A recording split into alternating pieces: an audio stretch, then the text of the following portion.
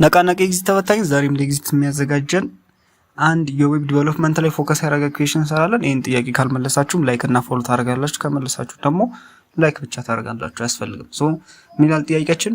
which client side scripting technique allow for loading a new content into a web page without a full page reload? A ajax, B json, C xml, D bootstrap። ስለዚህ መልሳችን ምንድን ነው? ኤ ነው ማለት ነው። አጃክ አይ ዶንት ኖ ምንድነው ፕሮናንሲዬሽኑ በትክክል በለው አለ አጃክ። ለምን አጃክ ሆነ? ምንድነው የሚለው?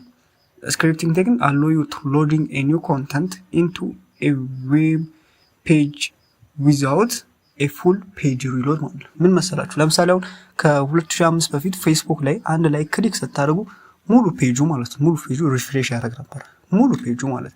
ነገር ግን ከ2005 በኋላ ላይክ ስነኩ እዛው ላይኳ የምትለዋ ብቻ ናት ሎድ አርግታ የምትመጣው ማለት ኒ ኮንተንት የሚል ላይኳ ብቻ ናት ሎድ አርግታ የምትመጣው እንጂ ሙሉ ፔጁን እንትና ይሄን ይሰራል ማለት አጃክ ማለት አሲንክሮናይዝድ ጃቫስክሪፕት ኤንድ ኤክስኤምኤል ነው ማለት ነው ማለት አሲንክሮናይዝ አደረገው ማለት ቴክኒኩን። ስለዚህ ያቺ ላይክ ያደርጋቸዋል ሎድ አርግታ ከሰርቨር ጋር ተገናኝታ ትመጣለች እንጂ ሙሉ ዌብ ፔጁን ከነገራ reload አርግቶ አያመጣም ማለት ነው። this is the advantage of ajax. thank you